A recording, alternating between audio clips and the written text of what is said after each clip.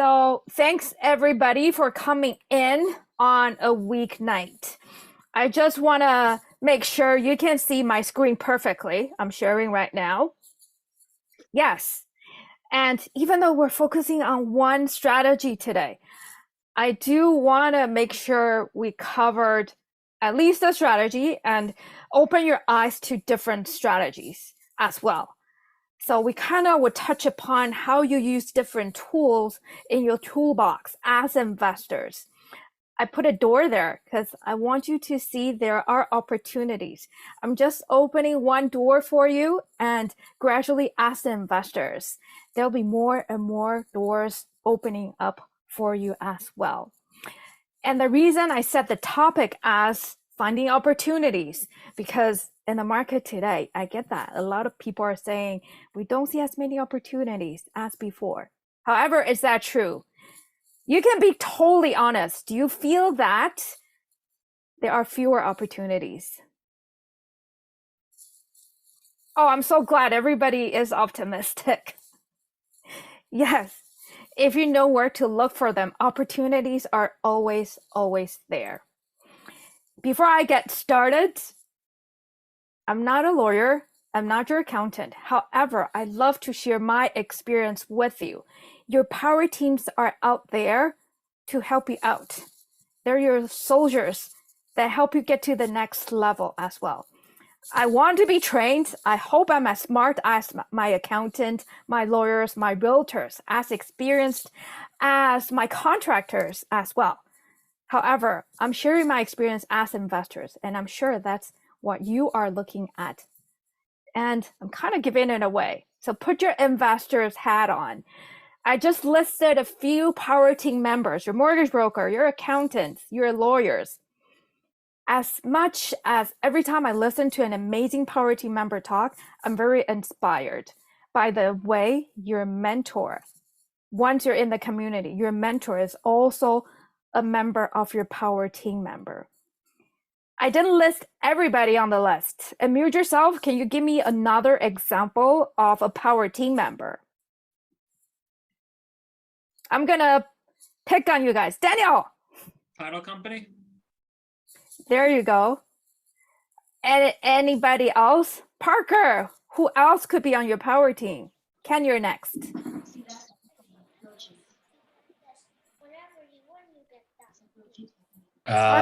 Supportive partner. Your partners too. Yep. And Ken. Real estate agent, buyer, and seller. Real estate agent. Simmer. General contractor. Contractor. Yes, especially today. We are going to talk about distressed properties. And a lot of the time, it's just not distressed properties alone. It could be distressed situation. That's why the topic today is about looking for opportunity or seeing opportunities in a distressed situation. Could be the owner, could be the property itself, could be the situation. I know not everybody reads Chinese. However, I found this quote this week and I absolutely loved it.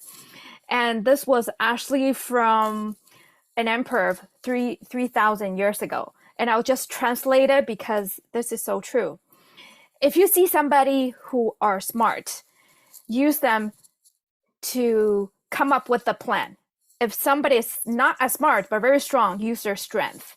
If somebody is brave, use their courage. If somebody is not very brave and is very careful, it actually use the word timid and shy, use their ability to analyze the deal, because these are the people who are the analyticals. And if you're not smart, you're not brave, you don't have the strength, you're not strong enough, you're not young enough, it doesn't matter. Utilize everybody else's strength.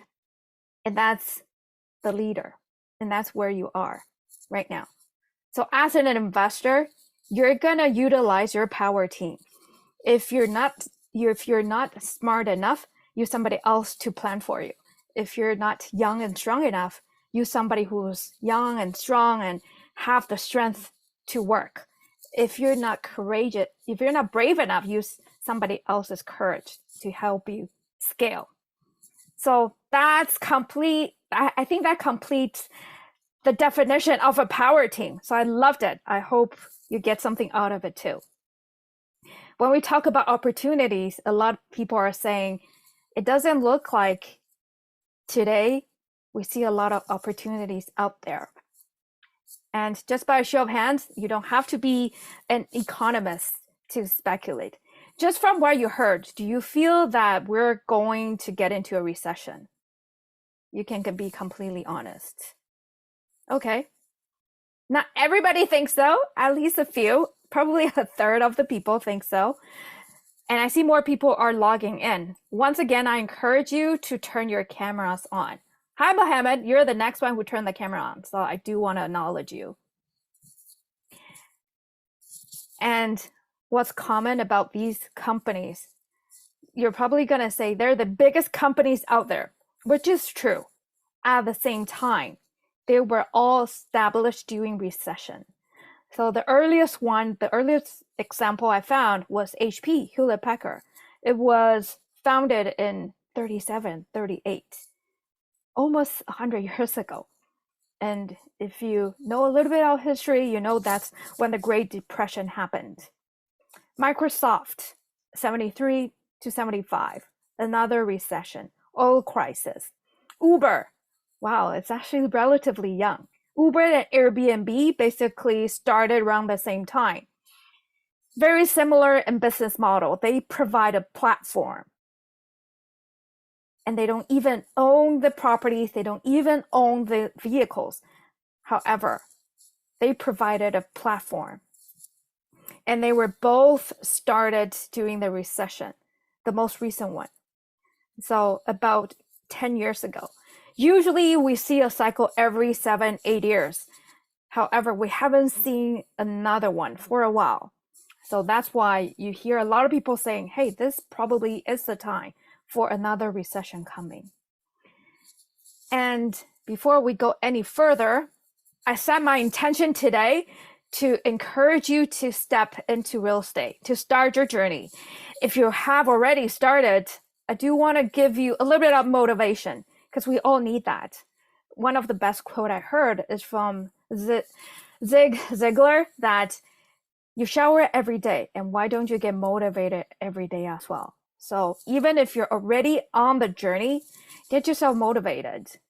And some of us here, Nina, Andrew, we have been on the journey a little bit longer than you have. At the same time, we all started the same way, just like you. Started here, sitting right here. The only difference is that back then, it was live. So I get to talk to you and we get to meet each other 3D. That's the only difference. However, because I don't see you in person, I'm going to talk a little bit louder. So when you're sitting, you can still hear me well. I don't mind if you're having dinner right now. Brooke, mine was on, I was all online except towards the end of COVID. Yes, yours too. Andrew too, I think, as well. So Yeah, me too. Andrew too. Andrew was definitely virtual because I talked to Andrew way back then. When we say way back then, it was only 2-3 years ago, because that's how old Trust Your Talent is. So it seems like they've done a lot. We've done a lot. However, at the same time, considering the journey of building wealth, we're all relatively young. So really, we're not talking about getting you rich tomorrow. It's not about getting rich quick. At the same time, we're here to show you a way that you could do it more efficiently. I'm not aiming to scare you. However, I think we all know that our time on earth is limited. So yes, you can wait 30, 40 years to accumulate wealth. Or you could do it more efficiently just following the footsteps of people who have already done it. And that is my intention. My intention is because you spend the time with me. I'm not trying to scare you. At first, I was thinking about, because I heard this not too long ago, actually. I've seen people start their seminar with a counting down clock, assuming you have so many years to live. And at the end of the session, you'll see that, hey, we're all in this together and we all have limited time on earth. And the thing is, even though real estate is uncertain, the most uncertain thing in life is actually how much time you have here. So to do things more efficiently, and there's Vince's why on the screen, at the same time, you can also think about what your why is. I know we do this a lot, probably not even here in this seminar. You probably do this every morning. I'll tell you personally, my why shifted too throughout different stages in life. So I'll give you some time to think about it. Just a few hints. Think about why you're here. Even if you're already on the journey, you can be completely honest. And I think fear, if you actually face your fear and admit what your fears are, that's actually the most courageous thing that you could do, being vulnerable. So if you're here because you're afraid that you're going to miss out, you're afraid that you don't have enough knowledge to go for it, that's totally fine. If that's your number one reason, I'll tell you one of the reasons one of the students told me to the reason why the couple got on the journey was because of fear of disappointing their kids, not providing the life they deserve. At the same time, I can relate to that as well. A lot of people don't want to disappoint their parents because as Asians, our parents aim to provide us all the education they could afford or the best there is. So I'm thinking if I start something, if I fail, it's like failing my family. If that's your fear and you're finding out a way to do it better, totally fine, could be honest. And motivation, if you're already on the journey, if you're already pumped, you already have a why, you just want a little bit more motivation, and you can see that we have a community here. And that could be your reason why you're here, or knowledge. By the way, I can talk the whole night. I can go on and on and on just on this one strategy. So if you have questions that's going to stop you from going forward or listening to what I'm about to say, raise your hand. However, if it's a question that's going to derail us to go on a tangent and that's not going to stop you from continuing to learn, keep that till the end, because I will be here as long as you need me to be to answer all your questions. By the way, that's the best way to learn because that helped me understand what's stopping you or what challenges you have on the journey. The same reason why I pull this out, because I want to know why you're here. The reason why it might be where you want to start. And also, maybe you're just looking to see if there's the support that you need in the community. So as you can see, Nina and Andrew and Vince, we're all here to support you as well.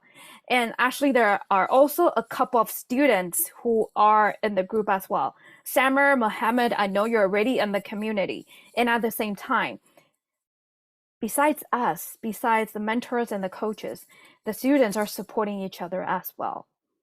So you probably hear this a lot as well. Your network is your net worth. Not only because you're associated with the people at the same frequency, the same energy level, the same goals. At the same time, you can also support each other, be each other's accountability partners. If you're here to learn about OPM, other people's money, and it's totally fine. I'm devoted the time with you today. Leverage my time, other people's time, and the strategy coach's time as well. If you haven't scheduled a call with your strategy coach. And also OPK, other people's knowledge. And even from your questions, it might not be just me speaking the whole time. If you have more life experience to share, it's totally fine. Raise your hand. We're all here. It's a safe environment. So don't feel shy about asking questions. There's no such thing as looking stupid because really it's a safe environment. Think about once you have to step out there and once you make those mistakes, those could be costly mistakes. So if you have questions, we're going to go through quite a few examples. It's totally okay. There's no such thing as a stupid question. Last but not least, if you're here because you just want to take action and you're ready. Yes, learning part of it is taking action. I do want to see you take the next step as well. So I'm gonna start the poll. Choose one, because I do want you to stay focused.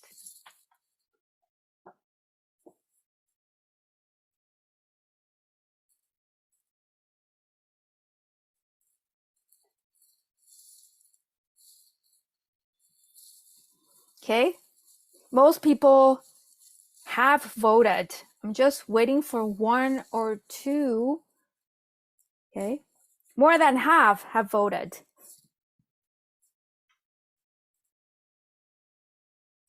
Okay.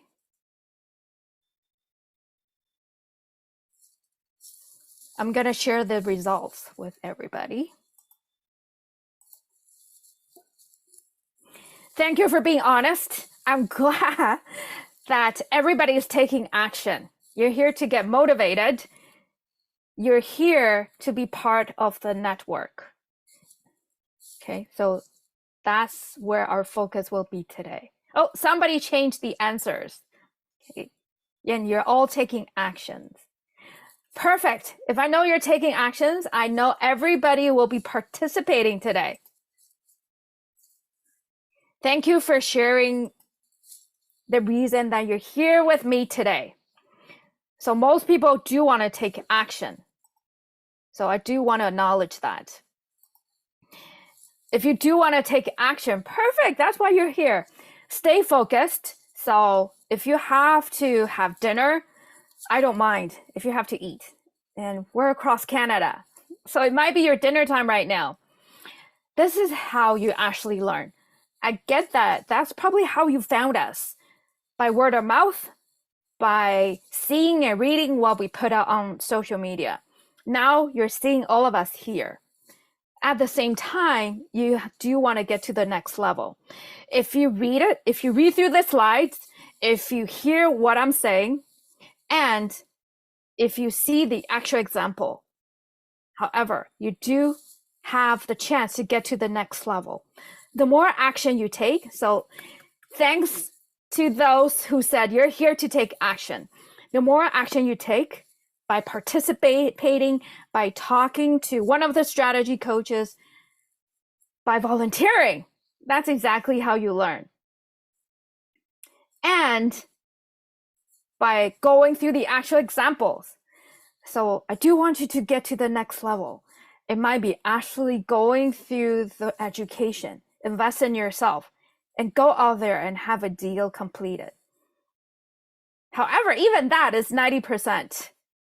And this is an actual research result. What is the 10%? Personally, I think it's to have fun. You have to enjoy it and you have to love it. And yes, it could be really fun. Why I love real estate, it could be different for you, is that you can get so creative. Yes, we're going through one strategy today. At the same time, you can get really creative once you have more tools out there for you to utilize, for you to use. It's like painting a picture. Yes, it's a distressed property strategy. At the same time, put in some creative financing. And at the end of the project, it could be a long-term hold. It could be a short-term rental, a service accommodation property. So when you write it down, 30%. And I can see quite a few of you have your cameras on. Everybody have a notepad? Pen and paper ready? Thank you, Daniel. Thank you, Ken. I do want to acknowledge that. And the last thing, the last 10% is for you to have fun, like a kid. And I think that's why kids learn so much and so quickly, because they know how to have fun. Yes, I'm going to go through some examples. Sometimes it does look scary. At the same time, look at the results. Look at how much fun we're having. So I'm not just saying this. We actually enjoy being around each other. We have fun, Andrew, Nina, Vince, when we are all getting together and just talk about our dreams, talk about our journey. Have a drink. Nina is a foodie, by the way, even though she's a vegetarian. And we all love to travel. So put in the hard work. So at the same time, you feel like, oh my God, when you put in the hard work, the fun you're gonna have feels so deserved. Brooke, you forgot karaoke. Yes, that's the Asian part of the group that we love karaoke. It doesn't matter that we don't all have a singing voice. We're not all born dancers. It doesn't matter. Yes, karaoke. It's all about having fun at the same time. And again, if you don't know what your why is, there are steps you can take. I know the strategy coaches might have gone through the coaching calls with you to go through what your why could be. Dig a little bit deeper.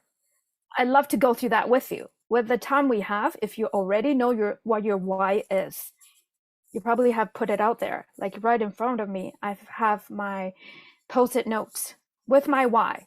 And it could constantly change because once you reach one goal, your why could be bigger. And once you have a kid, your why could be different.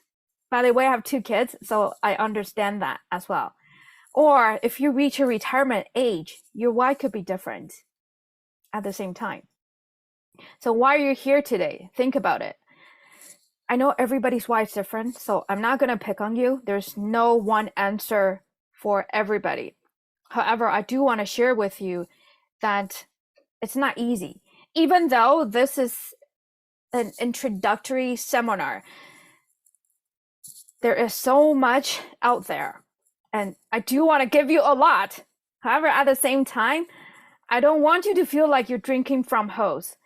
And sometimes it could get difficult, to be completely honest. The concept is simple. However, the path might not be easy.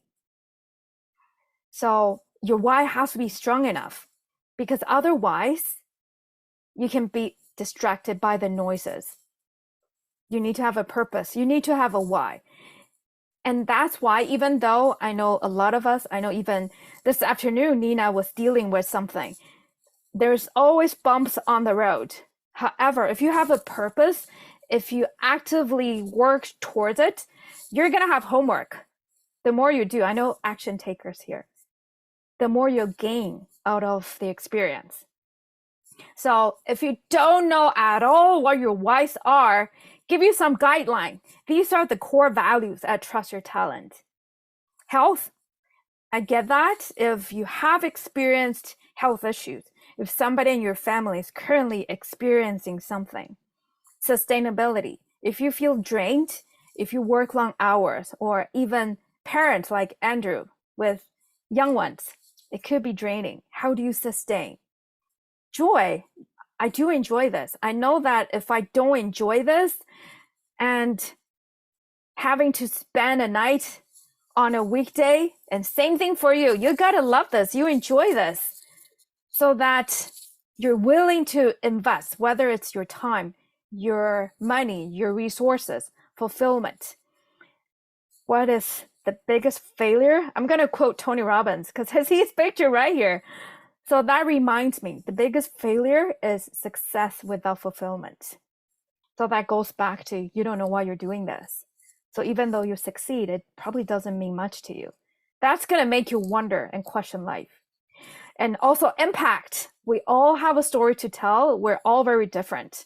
And I'm sure we can all make an impact in everybody's life, even if it's just one thing at a time. So if you're thinking about it, it's a dream because nothing happens. If you envision it, it is possible. If you schedule it, it is real. So in case you haven't scheduled a call with your strategy coach, there are 4 of them on our team. So I'm just gonna pick on some of you. Daniel, you have a strategy coach that you're working with? This is my first time I'm in here. Okay. So you can also go on our website as well.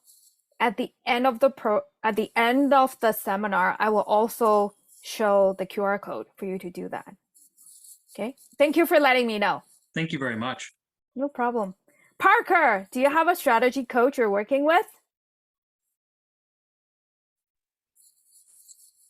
Yeah, my boy Mike. Ah, gotcha. You have similar energy. I can see that. So yes, once you schedule it, it is real.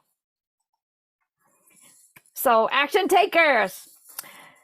And that gets us to the agenda today. I'm going to go through the real estate investing fundamentals with you. Even though we talk about different strategies at Trust Your Talent, the fundamentals are the same. And it doesn't have to be in your market, meaning in your backyard. So I'm going to touch upon how do you look for the market? What are the data you might be looking at when you're researching on a new market? Finding distressed properties. Again, opportunities are for those who are paying attention, who are putting it out there. And forced appreciation. And for those of you who are new, I'll just touch upon forced appreciation and natural appreciation. So because you're here, you're going to be a seasoned investor and you don't depend on just appreciation. And by show of hand, if you know what natural appreciation is, I'm going to pick on the newbies. Daniel, what is natural appreciation? Just give it some time. It's bound to go up with the market. Exactly. Yeah. And that's what a lot of investors do. And a lot of people are just depending on the market to appreciate. However, that is not how we invest as seasoned investors. And that's why we force appreciate, by the way. So the difference is force appreciate is something you can control. And that is what we're going to talk about today as well. Okay. And I do want to recognize a few more newbies here. Mitch, thank you for coming in as well. And last thing is, again, you have to have good power team members on your team. It could be stressful at times. I know a lot of people talk about the horror stories of dealing with a contractor. However, it's actually very, very enjoyable process if you work with a team towards a common goal. So I trust your talent. Yes, there's a lot you're going to learn about in our curriculum. And today we'll just focus on distressed property. And we also distinguish the fundamentals of distressed properties versus a more advanced class at the same time. So as a new investor, you know that you all need to learn about how you gain control. So distressed property is a good way for you to gain control of the property, of the project.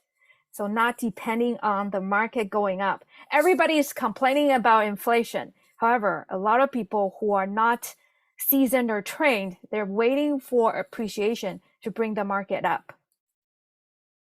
And that's not the way to do it. You're always going to chase it. And another class we have as a fundamental class is creative financing, because no matter which strategies you're going to focus on, you will need money. Again, we talk about Trust Your Talent is an academy providing financial education. I'm sure a lot of the things I will be talking about today could apply to your other investment vehicles as well. We're just using real estate as the tool, as the vehicle. At the same time, these tools can be applied to your financial education to build your wealth. To get you started, yes, we talk about your why and what your goals are that could help you reach your purpose, your why. So start from you. I love to draw stickman because everybody could relate. Everybody could draw stickman. What are you thinking and what is important to you? Again, it all starts from you. And it finally translates to, we call it the wheel of wealth. I know that we talk about financial freedom a lot. If you're in the investing circle, financial freedom, what does it mean? What different types of income are there available? It does change depending on where you are in life. So for a lot of people, distressed property is where you start. You fix and flip. Everybody watch HGTV, 30-minute flip project. It's very fulfilling, actually. However, we're going to get you into different type of distressed property. So by show of hand that you're still working 9 to 5. Okay. A good number of us, me too. However, at the same time, there are different buckets of income. I know that people are looking for passive income. At the same time, you've heard that rich people have multiple streams of income. Yes? Yes, you're going to have multiple streams of income, even if you're still working. So when we talk about cash flow, so your revenue minus all your expenses, minus debt servicing, your interest, etc., the residual is your cash flow. So when we talk about cash flow, there's so many different strategies. We're going to talk about distressed property. Distressed property, you do have to put in the time and the work. Somebody had to fix it up. So a lot of the time you hear fix and flip. And after one project is done, you're going to find another project. So if you're trading time for money, that is earned income. Simple definition. So if you have pen and paper, you can draw this on your notepad. How many streams of income do you have right now? A lot of people are going after passive income. I get that, because when you're sick, when you're older, you want to be able to still have income coming in, to support your lifestyle, to support your interest, to travel perhaps. That's what a lot of people are looking into. At the same time, then you look at different strategies. So at Trust Your Talent, we talked about 2x2, 2 different strategies in 2 different markets. However, now we're talking about 3x3, 3 different strategies in 3 different markets. And you could have earned strategy, you could have more passive strategy at the same time. So lease option, rent to own, if that's what you hear on the market, that's another strategy you might be looking into.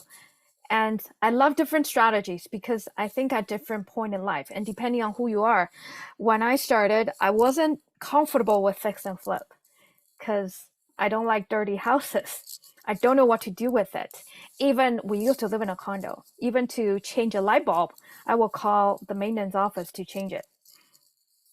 However, it's up to you. Perhaps you're handy, you fix a few projects at home. At the same time, depending on where you are, perhaps you need to build up the first bucket of capital. So we say we buy and sell to create capital. So in the long haul, you're going to buy and hold to create wealth. So I'm going to get into that as well. Or private lending. That's basically you're going to be the bank. You're going to be the bank. And write this down if you haven't heard it before. You're making profit when you purchase. So your profit is basically determined when you make the purchase. The common belief is that when you sell. However, it basically is determined when you have money in the buy. So money in the buy, I put it in green. Anything in green is related to money, by the way. So I'm wearing green today. I think the color difference on camera make it look like blue. However, everything I put down in green is related to money. So make money in the buy. That's really important. One of the rules in real estate investing, make money in the buy. And at Trust Your Talent, this is basically what we always focus on, SMP. Sammer, I'm going to pick on you. Mute yourself.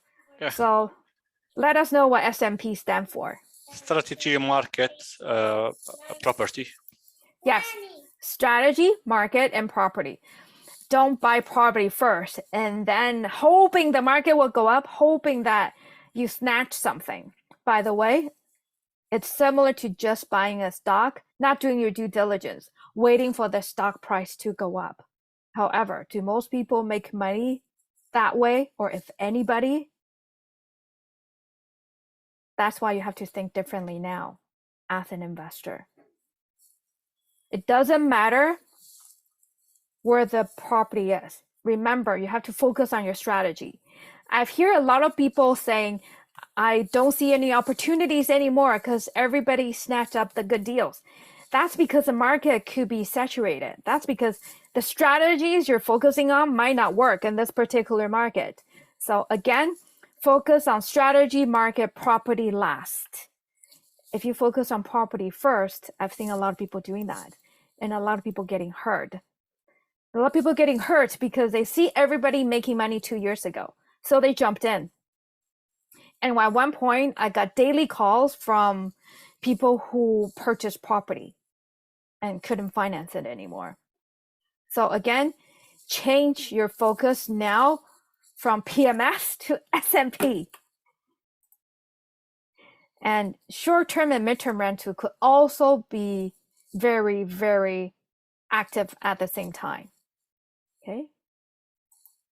Can everybody see my screen right now? Okay. Is it all good? Perfect. Okay. And Ashley, I want this seminar to be about you. And I'm going to quickly go through my bio just so that you understand why I'm here. And I hope some of the experiences I've gone through that you could resonate and perhaps help you see that all of us started at different point in our lives. Nina, Andrew, Vince, myself, Mike, we're all very, very different. However, we follow the same path and the same fundamentals. I was actually born and raised in Taiwan. So I came here and started grade 12, basically, in Canada. So I think the background actually helped me to see things differently and be more open to different ideas. I started my journey in fall of 2016. It felt like yesterday, actually. So I'm sure when you look back, same thing. And when I started, actually, Daniel, at that time, I stayed at home with my kids for 10 years. So I didn't work for 10 years.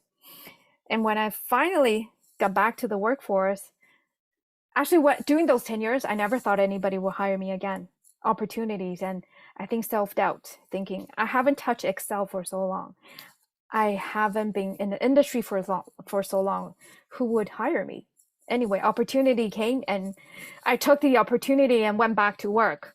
However, that's when I realized that 9 to 5 is not the way to get us to financial freedom or to create the wealth we're looking for. Because yes, we're making more. By the time you're working, and I think half of us raise our hands, the 9 to 5, because of its employment income, we actually pay more tax at the time when I started working. And because I was working, I actually had babysitter and we ate out more, expenses are higher. So that's when I realized it wasn't going to work. I do want to take control of my life. By the way, at that time, I was already 40. So I thought if I don't do anything and don't start anything, then it would be too late. So your most valuable asset is your time. I know most of you are younger than me. So you actually have a lot to work with when we talk about resources. And again, everything we do is goal-oriented. I wrote my book thinking that this is about helping other people. So if there are so many people interested in what I have to say, interested in my journey, I'm not that special. My journey is very similar to probably at least 80% of the people. And I actually didn't grow up any different than other Asian kids. Focus on school, and as long as you're in school, parents will pay for everything. So I thought my journey might help other people to do the same thing. And another thing I'd love to do is constantly getting out of the comfort zone. If you can be honest with me, by show of hands, that this is a little uncomfortable for you to get on the journey of real estate investing. Parker, Mitch, yes. Okay, good for you. And actually, even for me today, because I do want to do things I haven't done before. Even on the journey, different project in the real estate investing world still scares me sometimes. And speaking, I put a mic there because I was crazy shy. And when I started speaking in the beginning, my voice actually shaked and uncontrollably. So for me to, same thing for you, perhaps there's something you do want to overcome. For me to set a goal as a speaker, to me, that's a huge breakthrough for me. not as natural as Andrew or Vince or Nina when it comes to speaking. At the same time, it doesn't matter. Same thing with investing. You just have to start somewhere. Another goal I have for my family, I live in Midtown Toronto, by the way. So if you're familiar with Toronto is crazy expensive. However, one of the goals I had was to custom build a home for my family. So I'm just gonna give you some context because this is about money. It's not about me. When you look at how much you want to spend, there's nothing wrong. Perhaps you're interested in buying a truck. You're interested in camping, glamping. For example, you're interested in cars, boats, doesn't matter. The question is, how do I afford it? I know that when we don't have financial confidence, you're actually really scared when you have to spend that money. You're not really able to fully enjoy it. So I'll use my home as an example. So when I look at the mortgage, if I want to put in another 100,000, for example, as a budget for my house or as a mortgage amount, and you can run that, that's a simple math. Use any app or go online. When we put an offer in the house, and it was during the time when the market was really hot. However, to me, this is worth it. This is different from investment. However, I use the money from investment to put in my home. I mentioned that $100,000 is equivalent to, say, for example, in today's interest rate, roughly $700. Look for a deal that gives you additional $700. So if you're on the path as real estate investor, one deal that year, give you the cash flow of $700, you're able to achieve your dream. So if your goal is to buy a fancy car, actually comes to think of it, it's really achievable. So if you want to buy a fancy car, at least a fancy car, $800 could get you a really nice car. Monthly payment, how many deals do you need? Sometimes not even one deal. So as an investor, look at things differently. Yes, you're able to enjoy life. And I think it's great that we have the flexibility and we know how to control our expenses. So when you want to splurge, you could. And I hope this resonates with you because you're here to make an impact. At Trust Your Talent, we do want to make a difference. So if I'm not making a difference in your life today, I'm totally fine. If you think it doesn't resonate with you, I'm not adding value to you. At the same time, once you get into a deal, think about what value, what difference you can make in other people's life. It's not a one deal, done deal. We mentioned that, hey, power team member, who do you want to work with? You want to work with somebody who's not transactional, who is about relationship. So our Trust Your Talent, even though we focus on evaluating human potential by living a positive life and creating financial independence one person at a time, that's why you get the focus you get. That's why we focus on the mentorship and the one-on-one calls with our strategy coaches. If we can change one life at a time and with the help of all of you, imagine how much impact we could make. So I do want you to think about, even though this is our mission, what is your mission? What is the impact you want to make? And yes, there's so many different buckets of income. Like I mentioned, we buy and sell to create capital. So we can buy and hold to create wealth. That actually relates to where you are in life as well. For a lot of people, like me when I started, I already accumulated some life experience. So we were lucky, we had a home, so we accumulated some equity in the house. Perhaps you're young, and it doesn't really matter where you start. Perhaps you don't have that capital yet.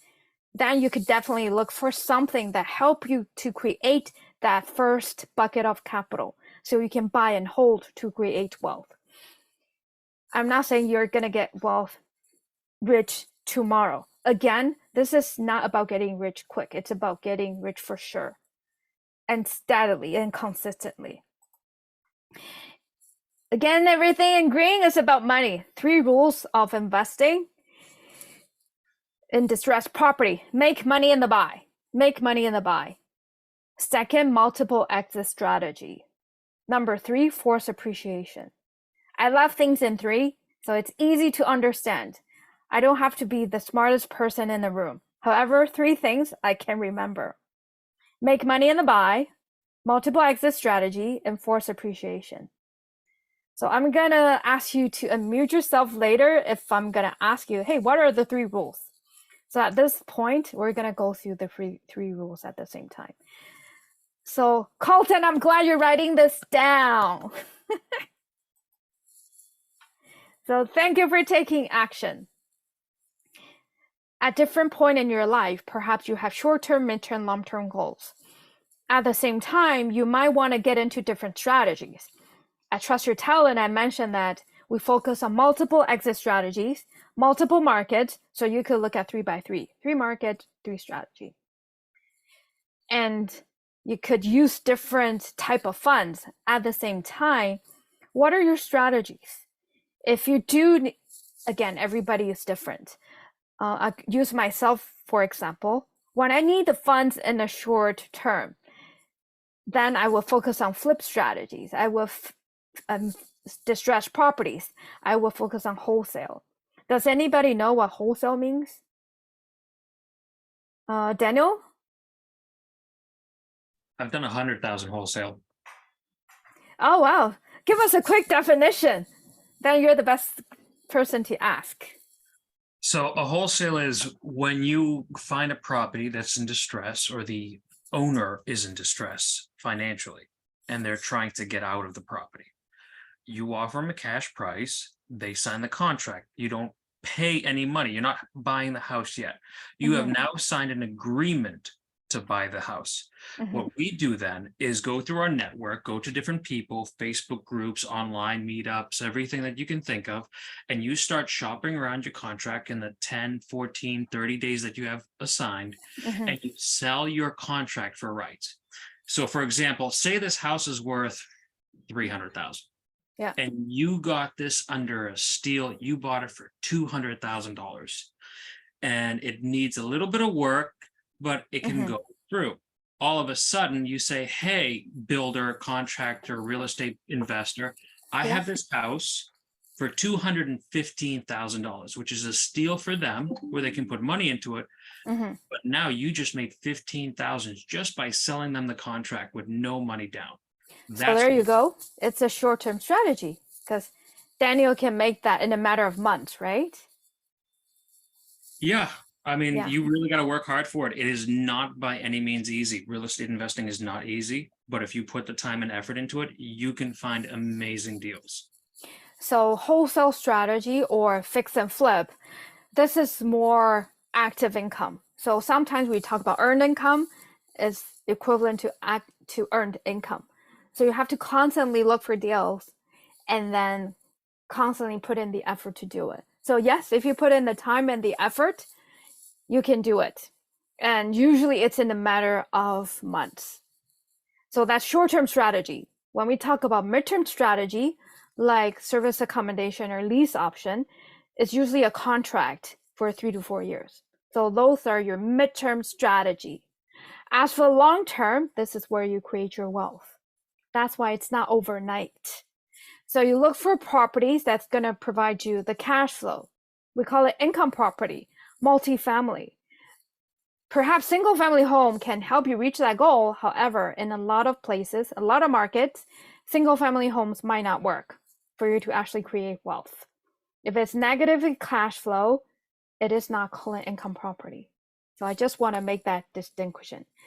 So at the same time, think about where you are. What's your short-term strategy? What's your midterm? What's your long-term strategy?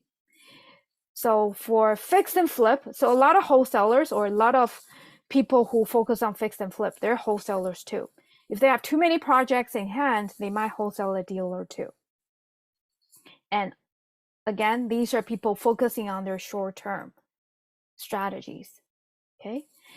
Every time you have a property first strategy, make sure you force appreciate. Write this down. Every time you have a property first strategy, make sure you can force appreciate. Which means that you're taking control. Because when you buy a property, if you don't have control over it, just waiting for appreciation, that's not really control. When you have property first and you see opportunity to force appreciate or to renovate or to rebuild, etc., then you're focusing on the strategies first. So proactively add value to the property. And I think we touched upon that already. Natural, so market appreciation versus forced appreciation. So that's the difference. Again, speculation leads to liquidation.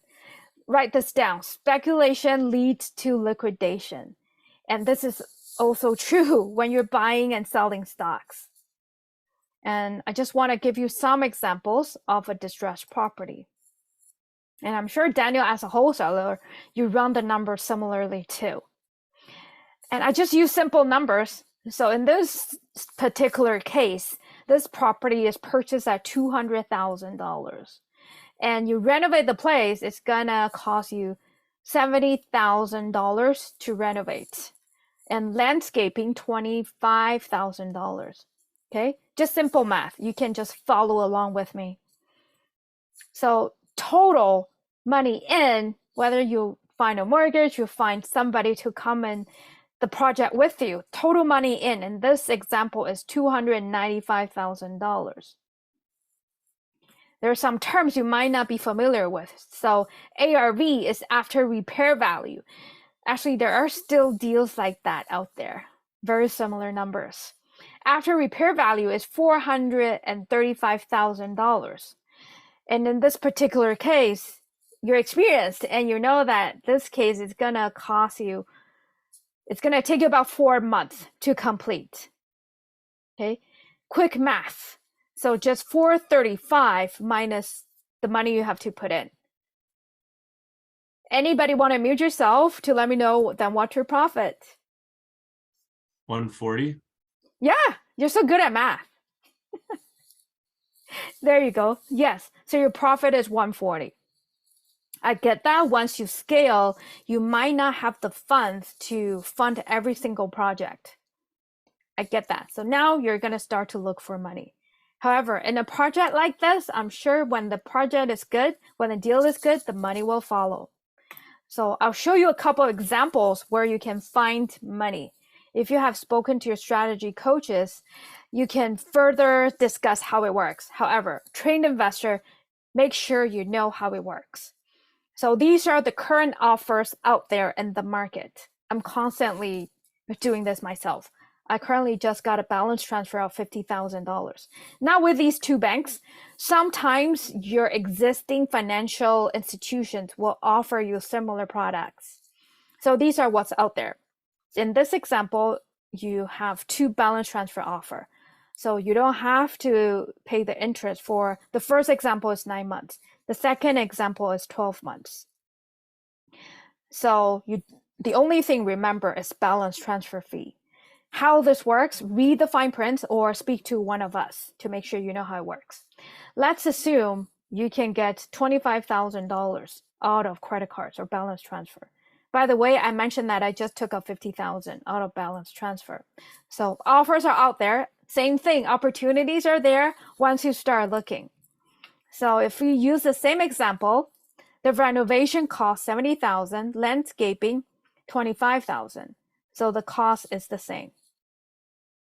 And the proceeds will be $140,000. What if, I'm not sure if anybody have heard of private lending, so, or different types of lending. Yes, Daniel, you have. What if you have to borrow the $70,000 and $25,000 for 4 months in order to complete the project? Borrow it in a heartbeat. Oh yeah, borrow in a heartbeat. Again, it's not about how much it costs you, it's how much it's gonna make you. So in this example, I like to use simple numbers. Assuming that you have to borrow $70,000 and $25,000 at 12% interest. It sounds a little high. However, in the grand scheme of things, again, it's about how much it costs you. Like Daniel said, borrow in a heartbeat. And by the way, even if you are not handy, if you don't have a team who is going to renovate for you, work with somebody. Perhaps Daniel or somebody else, or Mitchell will need the money to complete his project. So remember, you have a profit of $140,000. If it's at 12% annually, you're borrowing 70,000 and 25,000 for 4 months. So your debt servicing, so basically that's just 700. That's your monthly payment. 700 plus 250 times 4. That's how much you have to pay your borrower at 12%. And if you're the bank, anybody have questions about arriving at the numbers? So I'll quickly run through it with you. It's just 70,000 times 12% divided by 12. That's $700. And 25,000 times 12%. Divide that by 12. That's your monthly debt servicing. So times 4 because it's a 4-month project. Okay. Hey, Brooke, I just wanted to add on this as you're making this point. Let's think from a realistic standpoint from how most people would do this. They tend to want to save up their down payment and save up all the money to make this happen. So the question is, if you didn't borrow the money and you saved up, how long? That's the first question. How long does it take you to save up that much money? So how much time would you spend and how much effort would you be working at your job to save up that money? And then the second thing is, I know you broke down the renovation and landscaping. Now, people who do tend to do this on their own, generally contractors, okay, and there is contractors in here, don't be mad at me. I'm just stating a fact here. Let's say contractors, if we include that in part of that $70,000, let's say it's $20,000 or $30,000. Most people who want to do it themselves, like, well, I'd rather save that money instead of paying $20,000, $30,000 to contractors to come in and actually do the work.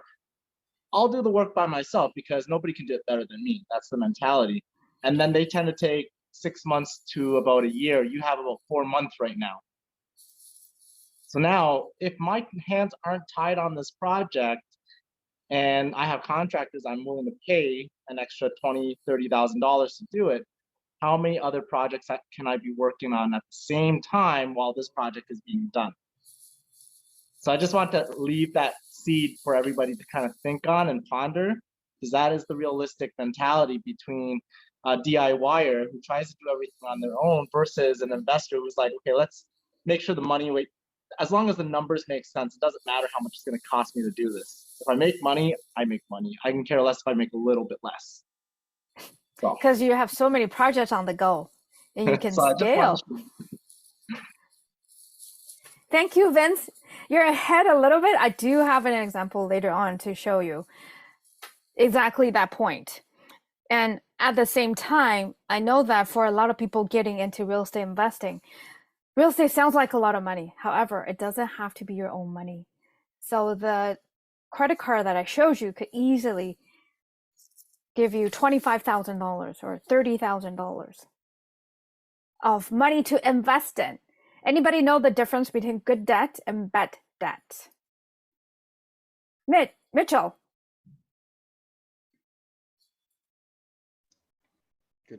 Bad debt's like when you owe on credit cards more from buying things that aren't helping you make money, and good debt's helping you make more passive income. So good debt help you make money. So even credit card could be good debt, like I showed you. So if you're, again, I would do this any day. So if I can make more than what I paid on my credit card debt, I would do that anytime, any day. So that's the same idea as Daniel mentioning about wholesaling. You're basically wholesaling money once you're the bank. So yes, that's the difference between good debt and bad debt. Good debt put money in your pocket. Bad debt take money out of your pocket. By the way, another point I do want to make is, yes, when you can share the wealth, it's about abundance. That's why I love real estate. There's no limit to how creative you can get and how many deals you could get. And at the same time, if you share the wealth, you can definitely scale a lot faster. And I do want to show a couple of pictures when it comes to distressed property. On the left is one of the mentors on the team that experienced something that doesn't happen often. However, it does happen. The one on the right, it's one of the properties I owned. So we had a shed in the back. It's a duplex. So the tenant on the upper level and lower level each got a shed. However, one tenant never took the garbage to the curb. during garbage day and everything was in the shed. So that's what you see on the right. However, when you see problems, there's usually more opportunities. And we fixed up the house and sold it. That's how it looked like at the end. It was staged, we painted it, we changed the flooring. It's very fulfilling when you can actually solve a problem. So that was a major repair. And there's also minor repairs on another property I owned. To be honest with you, when I first encountered tenant issues or property being destroyed, like the picture I showed you, it does scare me. And to be honest, it's never comfortable when you see that. And sometimes, yes, there are distressed landlords getting out of real estate investing because of that. So at the same time, you can fix up the property and find opportunities. And that's actually the reason why a lot of people are shied away from investing. It's the fear. And I heard that a lot. Have you encountered horror tenant problems? Have you encountered houses that smell moldy? Or the one I showed you where the tenant never took the garbage out. They were actually rats when the garbage company came to collect it and cleaned it for me. There were rats jumping out. However, it's their job. So he said, this is not the worst I've seen, actually. And they dealt with it.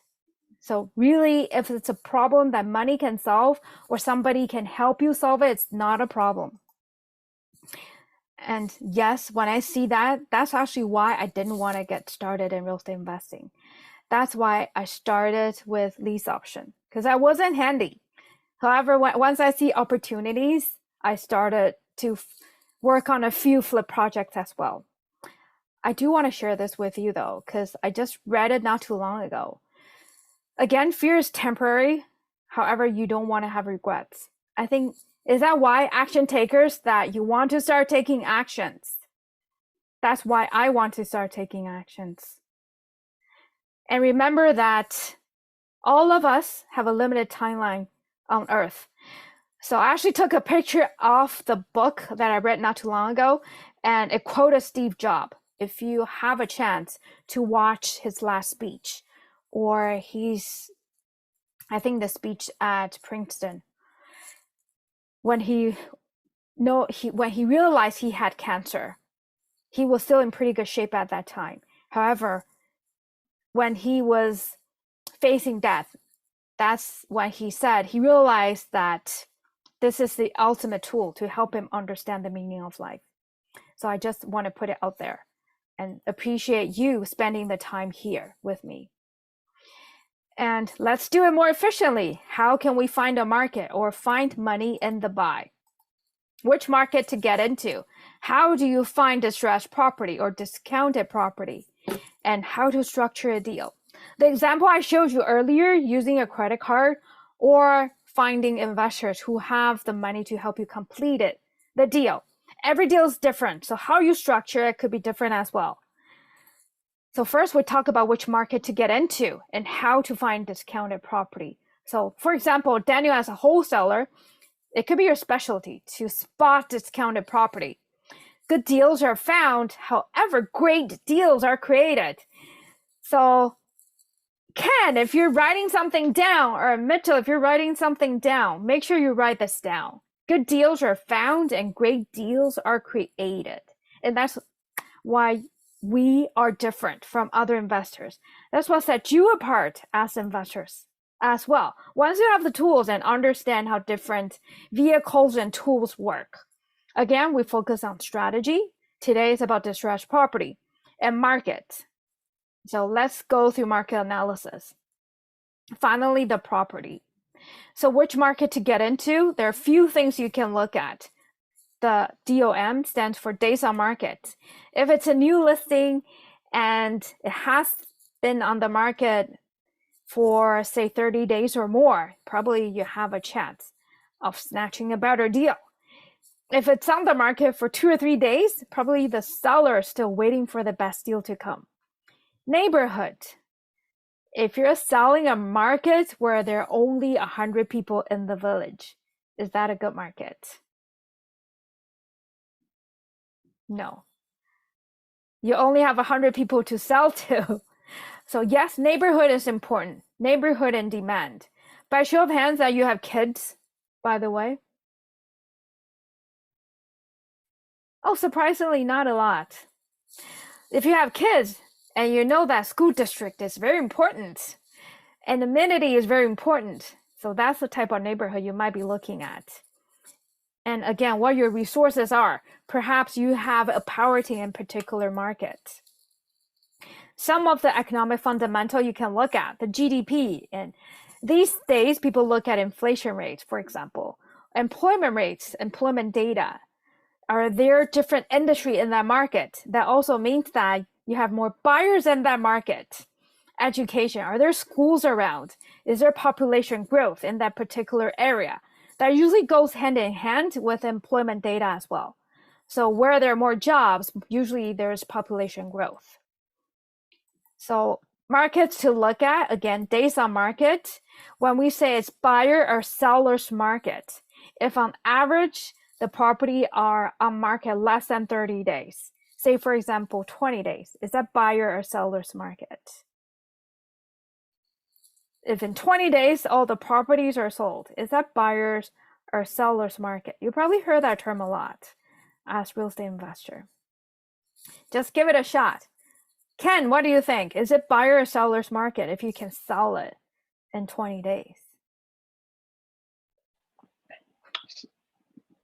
Who is in control when you can sell a property for less than 30 days?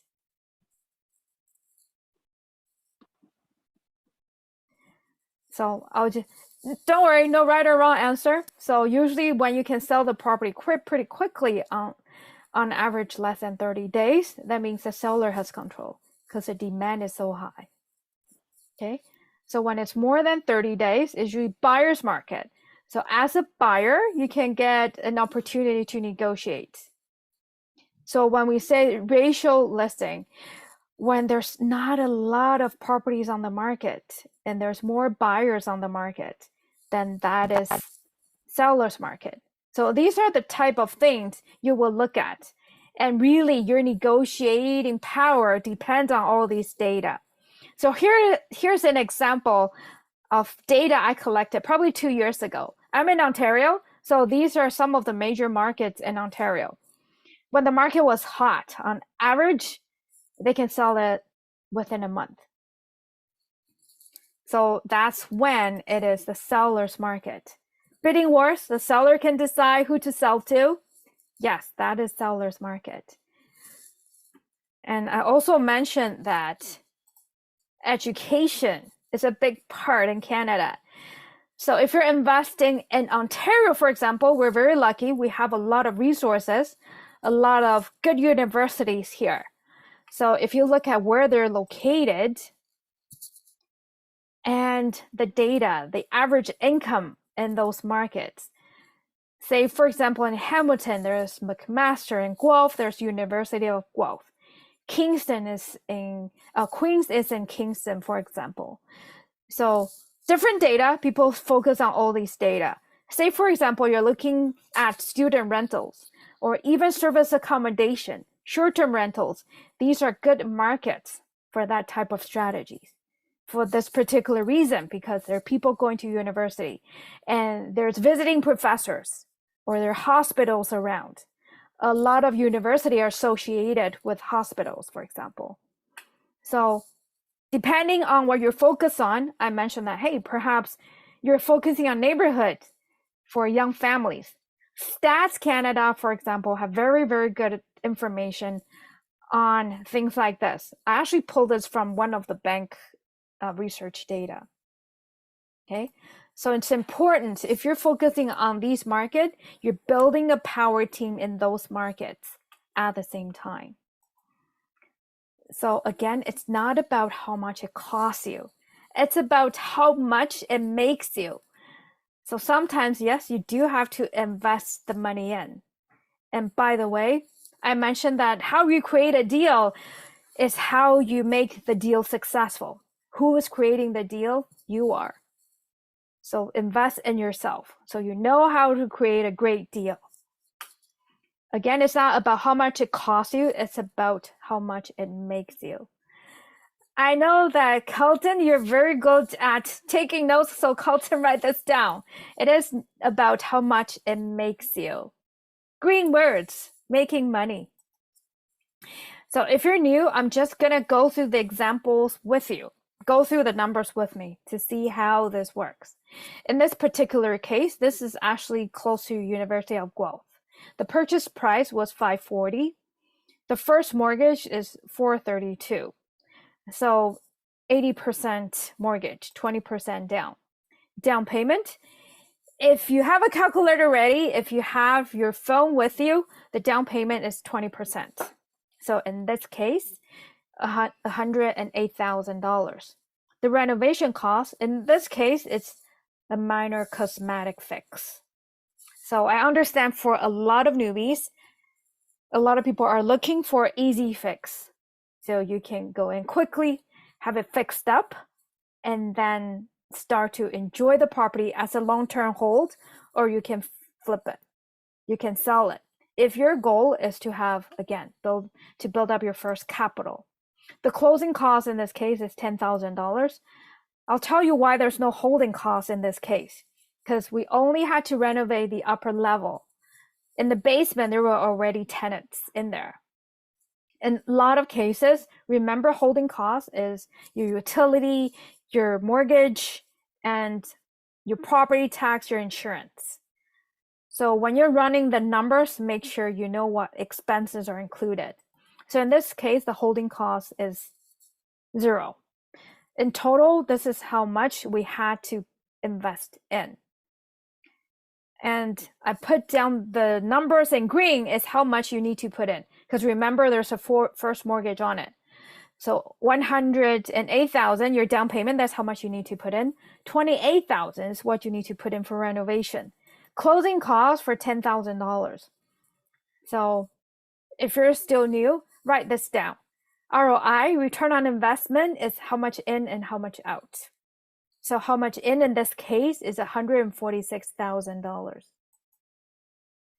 And we sold this property for $699. For $699.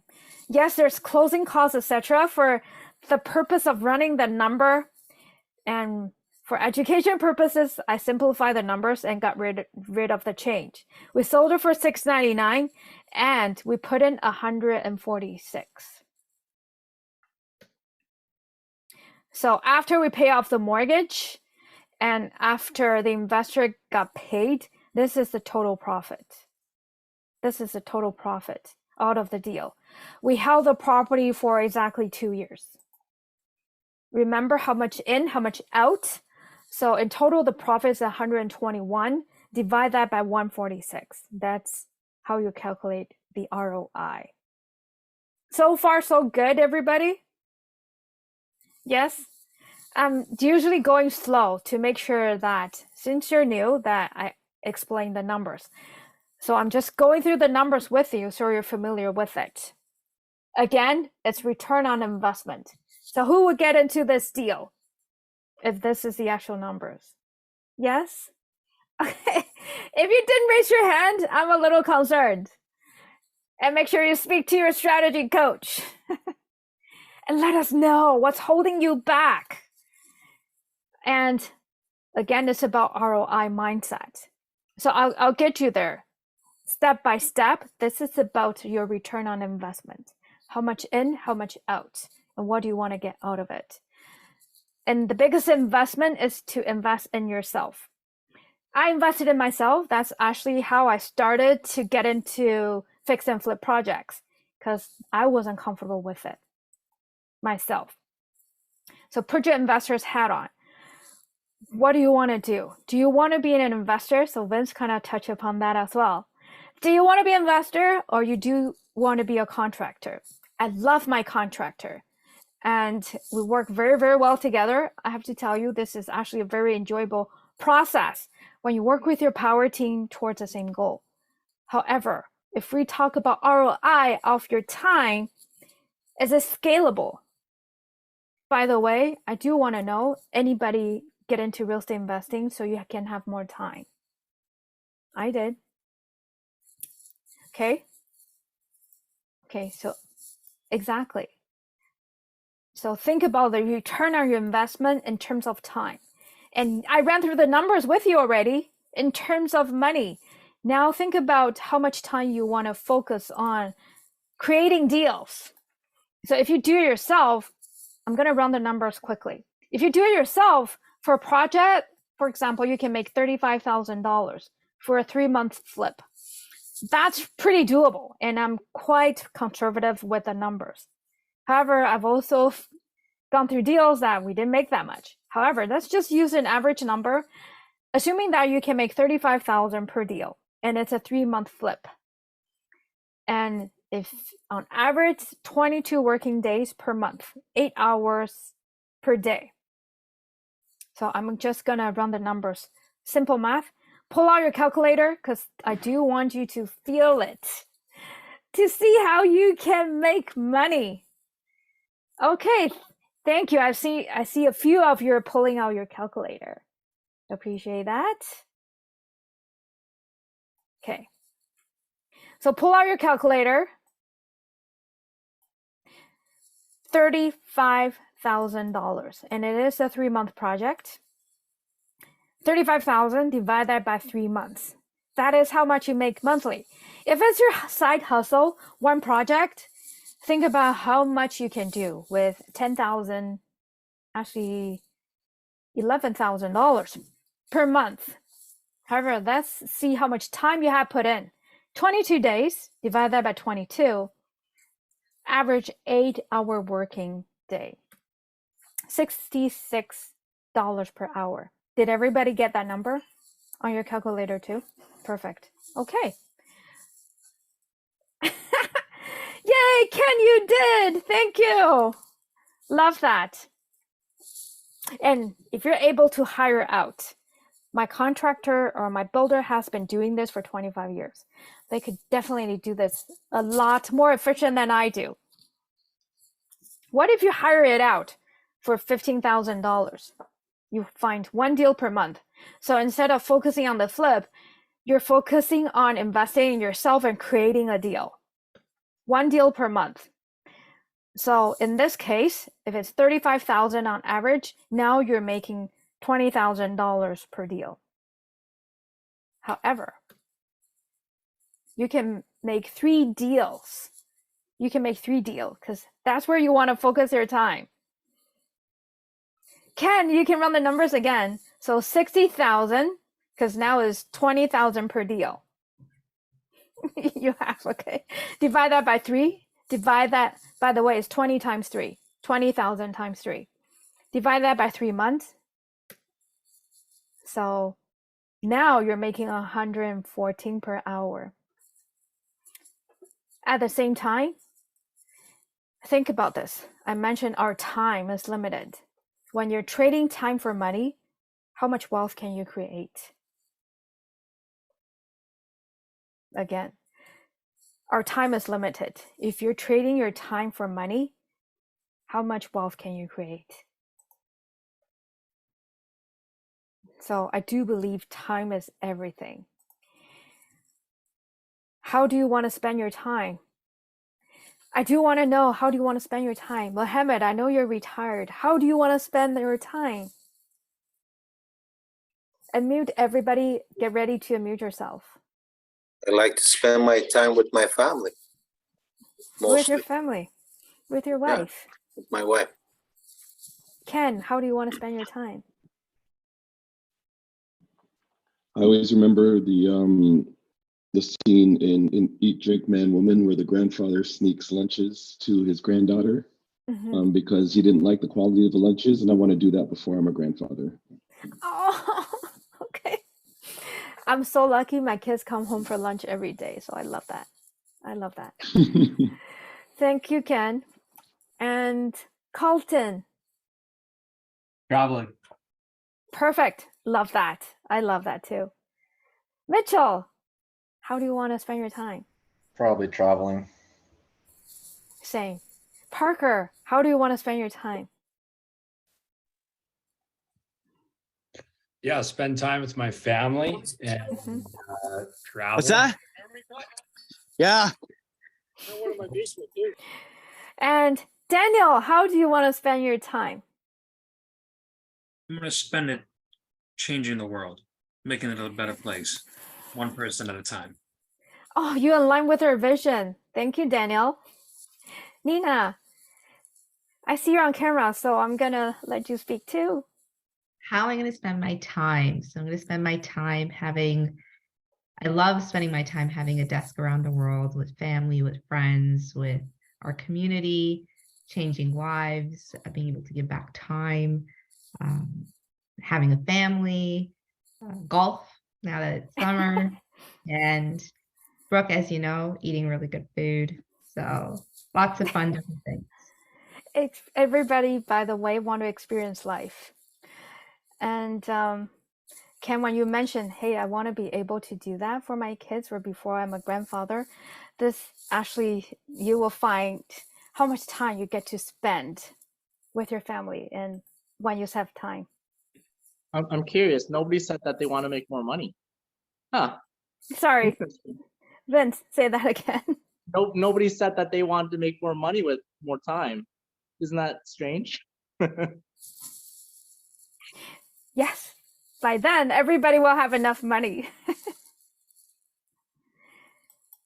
So I just want to quickly share this with you guys because I found this defines time very well.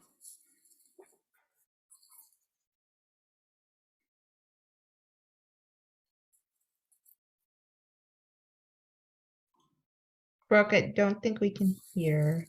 Oh, shoot. Okay, I know why. Let me reshare again. I need to share it in advanced mode. Okay, let me do that.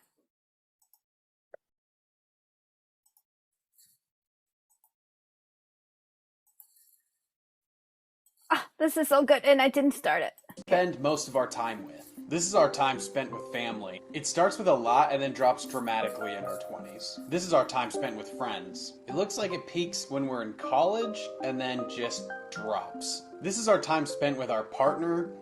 That's where all of our time went. This is our time spent with children. This shows how little time we're going to be able to spend with our children before they grow up. This one is crazy to me. Time spent with coworkers is so high for so much of our life because of our jobs. Our time spent alone looks like it increases quite a bit the older we get and never stops growing. It's easy to forget how valuable time is. And Mohammed, you get to spend more time with your partner as well. So yes, that just puts things into perspective. So financial freedom, first step, at least your basic expenses are covered. So for me is spend time with whoever, however, whenever I want to. So I do want to spend time with you. This is really by choice that Nina and I and Andrew, Mike, and Vince want to be here with you because this is a passion project. Yes, we've reached financial freedom. At the same time, who do you want to spend time with? So funny enough, like Vince said, nobody said spend more time to make money. If that's not enough wake-up call for you, do this. Draw this on a piece of paper. If you're tacky or if you're analytical that you love Excel sheets, put that on an Excel. On average, Canadian lives until 82, 83 years old. By the way, guys, I see most guys on the screen. Your life expectancy is actually slightly lower than that. We pull up the average. So think about how much time you have. Cross that out, one column at a time. Then you know how much time you have left. And that's not even for everybody, by the way. So make sure you do that exercise. I'm going to put on a clip. Watch the clip, and at the same time, you can start to cross out how many years that you have gone through. And everybody knows the movie Sound of Music. I'm old school. Doe, a deer, a female deer. No? Okay. Mitchell, you're too young. Make sure you watch it. It's a classic. You probably sing that song in school concert when you were a kid. Anyways, I'm speculating. So, anyways, I love that movie, and this is a trend on TikTok. It just tells you. When you see the sign with a dove on top, that's a year they passed.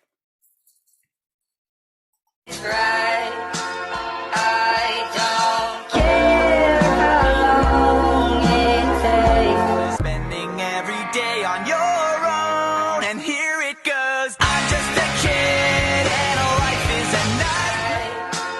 I don't care how long it takes. I'm sure you guys know Kobe. Yes. Basketball fans, NBA. Yes. So actually that was a shock when that happened, when I heard what happened. And the reason I put up the second picture, because those guys are my age. So I remember when the fashion was like that, flannel shirts, and quickly when you look at the picture 20 years ago, you realize, hey, time flies. So these are a few clips I want to share with you. So you want to find a distressed property to help you reach your goal of finding more time. Our job, again, as investors, is to create deals, to spot deals. If the deal is good, money will follow. By the way, nobody said fear was one of the reasons they wanted to get started in real estate investing. However, I want to be honest with you. Have you ever feared that there's no money? Money won't follow your deal. Or you won't create enough deal to create wealth. Good. Everybody's confident. I love that. Absolutely love that. Again, where are the opportunities? It doesn't have to be just an ugly house like the ones I had or the ones I showed you. It could be distressed owners. By the way, even if the house is dirty, is destroyed, if the owner is not distressed, they're not going to sell the property. They might still hold on to it if they're not financially stressed or mentally stressed. So it's really important to find the people who are stressed. And I think everything reflects externally. So that's why when you see a property that's distressed, you see opportunity. And why are owners distressed? Mortgage default, quick data. People who are holding mortgages are paying 28% more these days. Bankruptcy, consumer proposal. However, once you get into different strategies, you see all these as opportunities.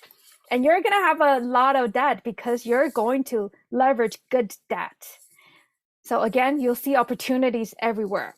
Equity takeout or tired landlord. A lot of the times when people are sick, when people are retiring, financially stressed, or divorce. Divorce is one of the biggest stressor.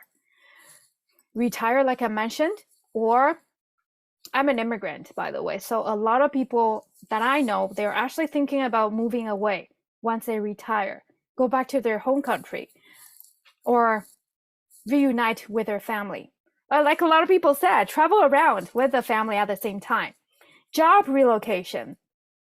So perhaps they need to get rid of the property because they're relocating. Or owners are just, sometimes owner, even before they pass away, or owners are seriously ill at the same time. So there are a lot of opportunities out there because life happens. At the same time, at Trust Your Talent, we mentioned that do everything ethically. There's so many opportunities. You don't have to do anything that doesn't align with you. Remember, integrity is important. We're helping people to solve problems. That doesn't mean you're taking advantage of people. I've seen that happening, sadly. I've seen a lot of that happening, especially when people feel that the market is going down. When people are afraid that after one transaction, they're not going to have more deals. So that's when people take advantage of other people.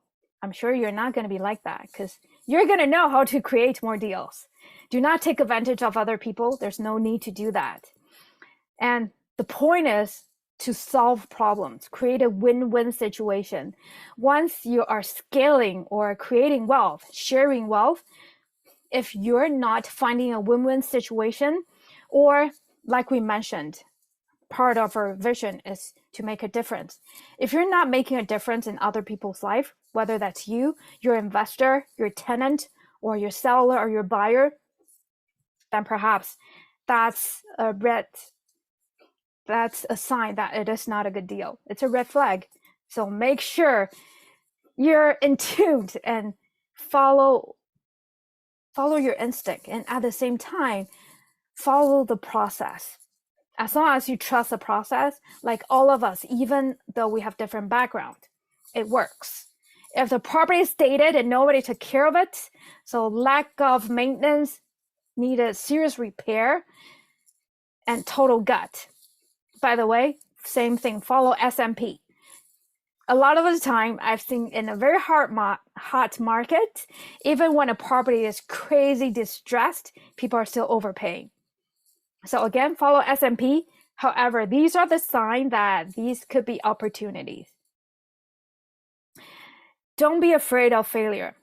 At the same time, make sure you learn from your failures.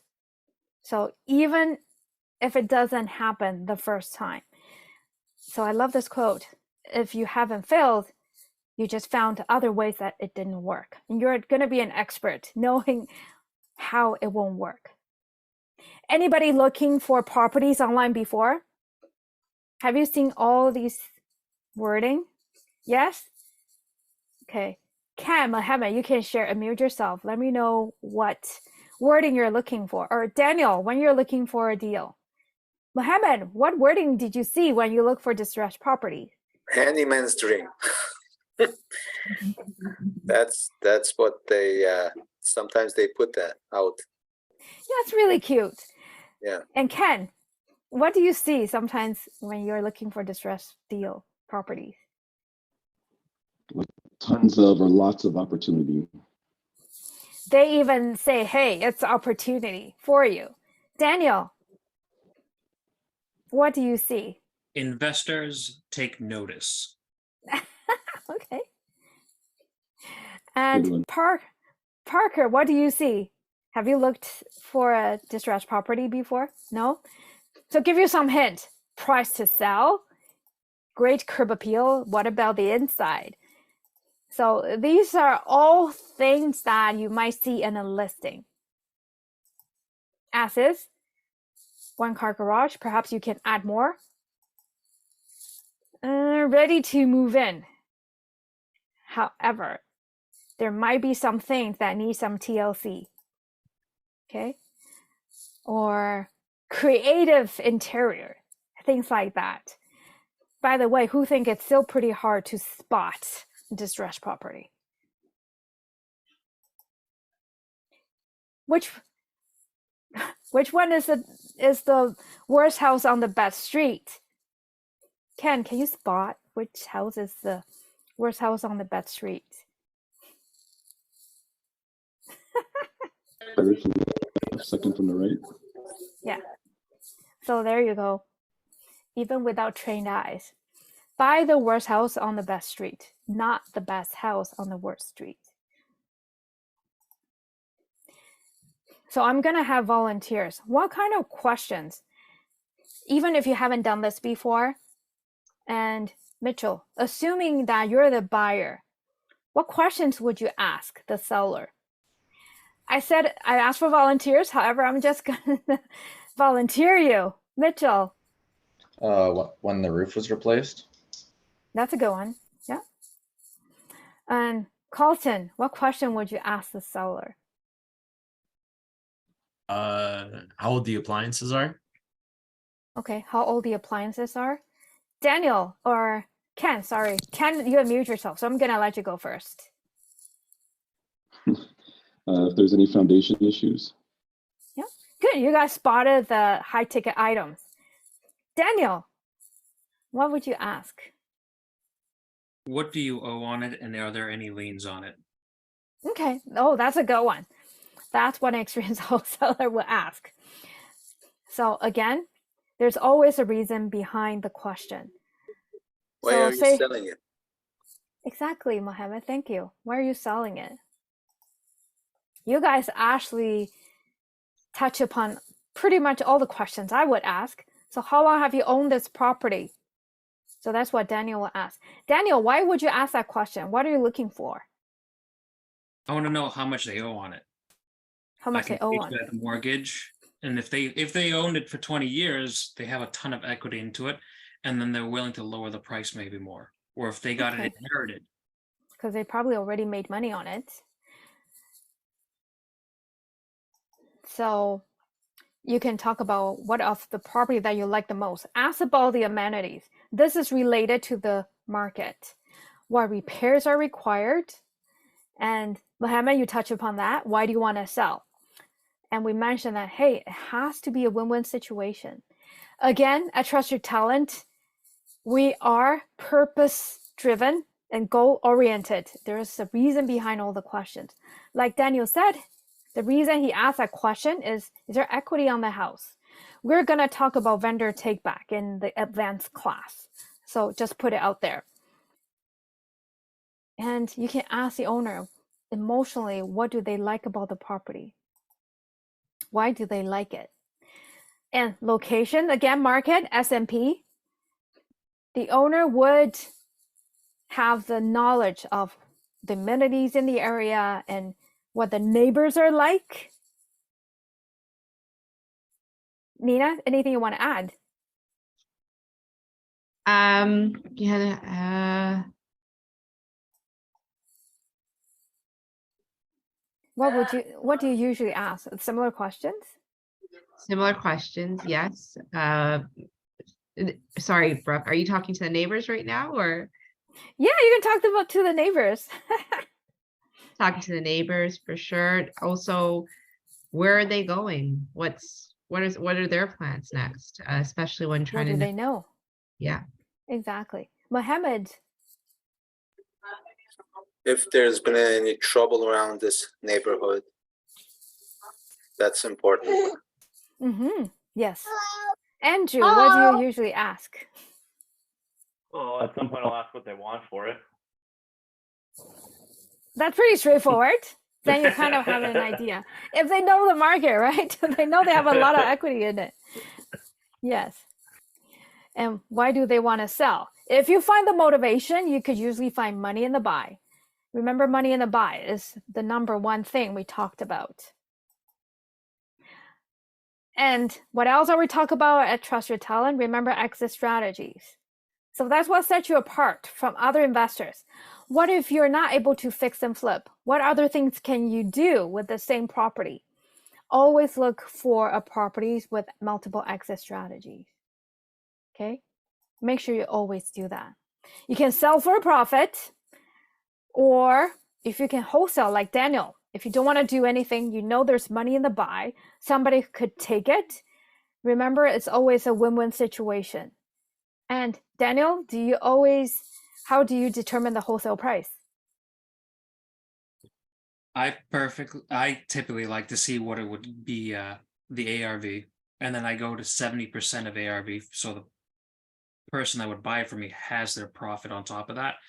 Okay. And then off that 70%, I'll minus whatever repair cost will be. Okay. Oh, that's actually a very good idea. So Daniel, you make sure there's win-win. There's money left for the person taking it over. Hey, like you said, if there's money to be made on both parties, it's a great deal and the money comes. Yes. I'm sure your experience tells you the same thing too.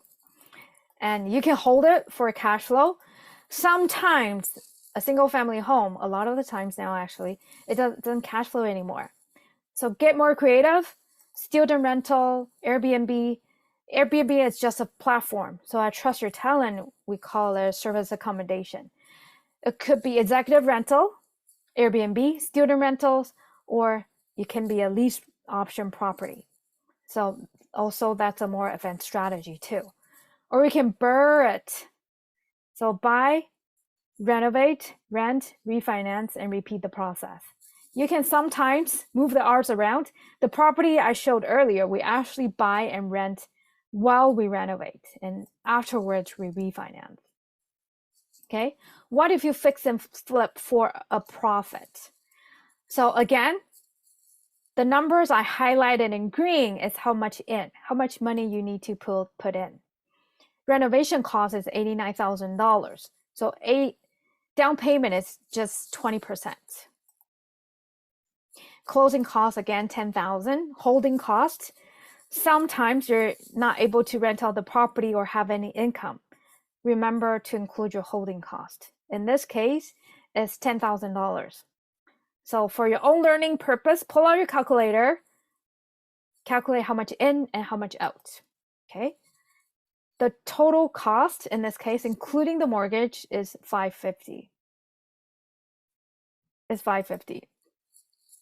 So again, funds in, add up all the green numbers, $192,200. And this property was later sold for $650.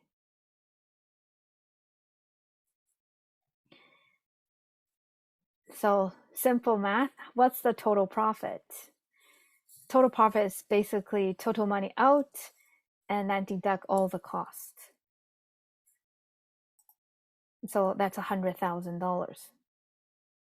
Okay, so far so good, everybody? Yes, following along the numbers when it's a fix and flip project. Okay, give me a nod if you're good.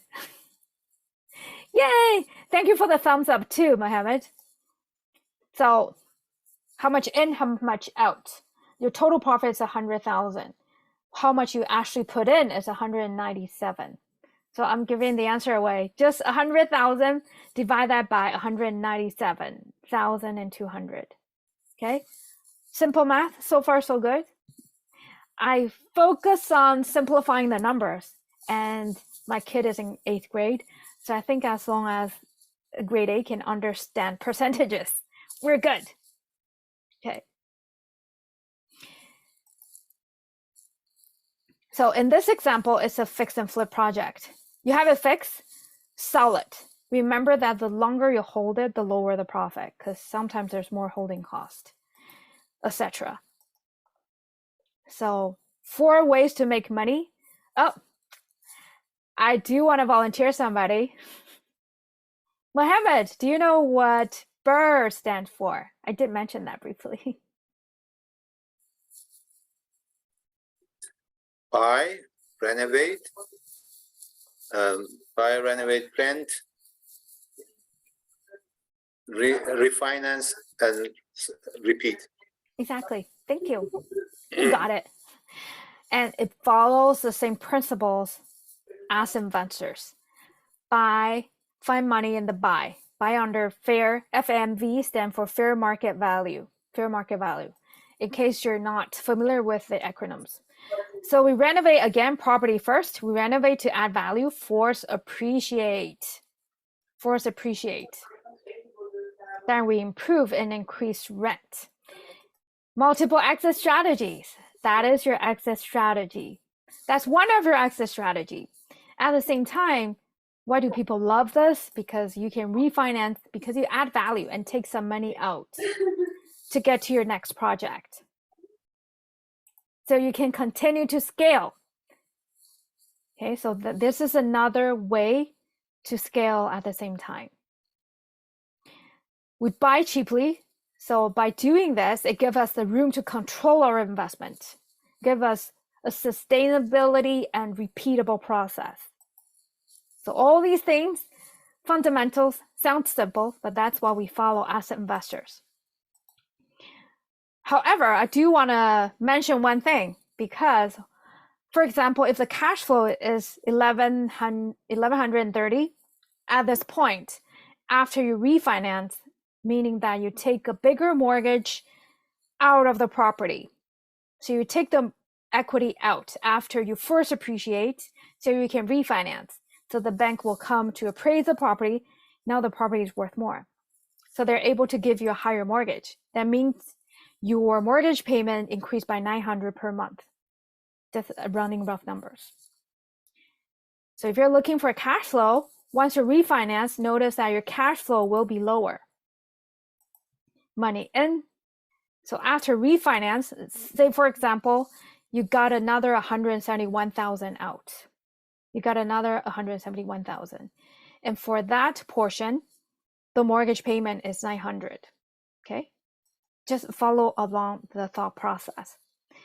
So after you got 171,000 out, that's all the money you have left in the deal.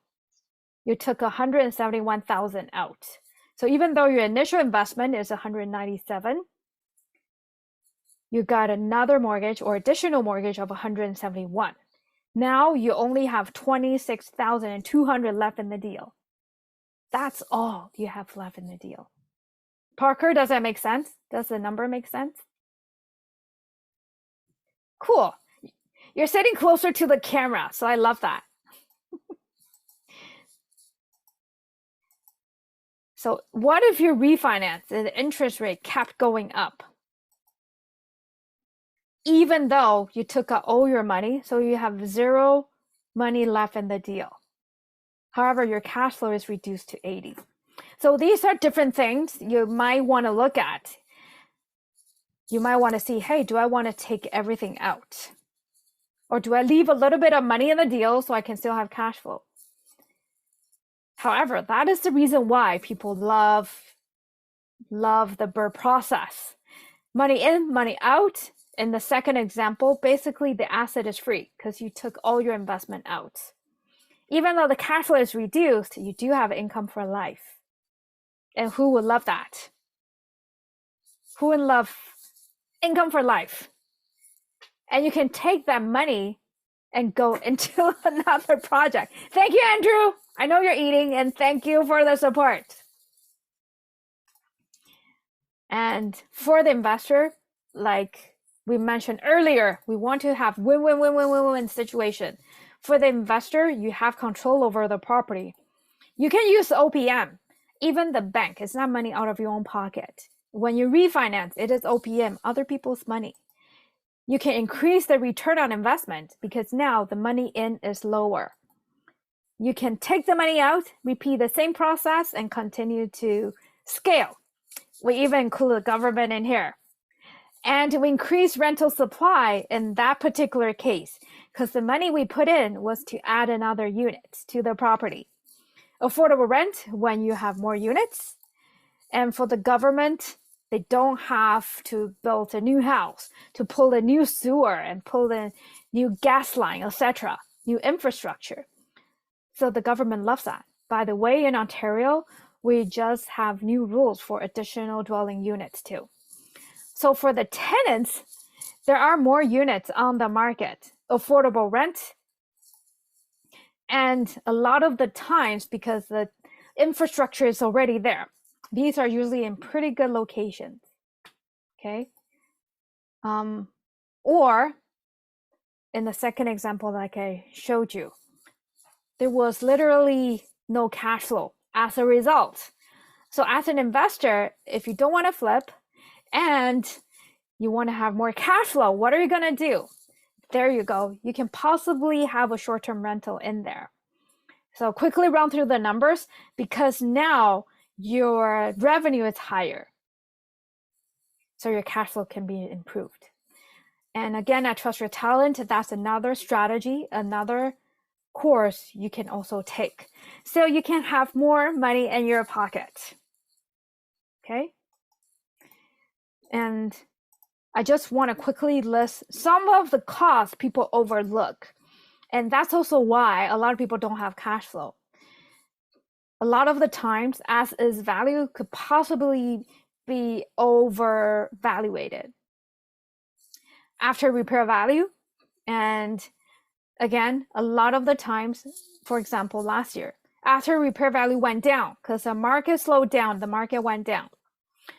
And also remember the closing costs, so lawyer fees when you buy and when you sell. A lot of the time, people underestimate renovation costs as well.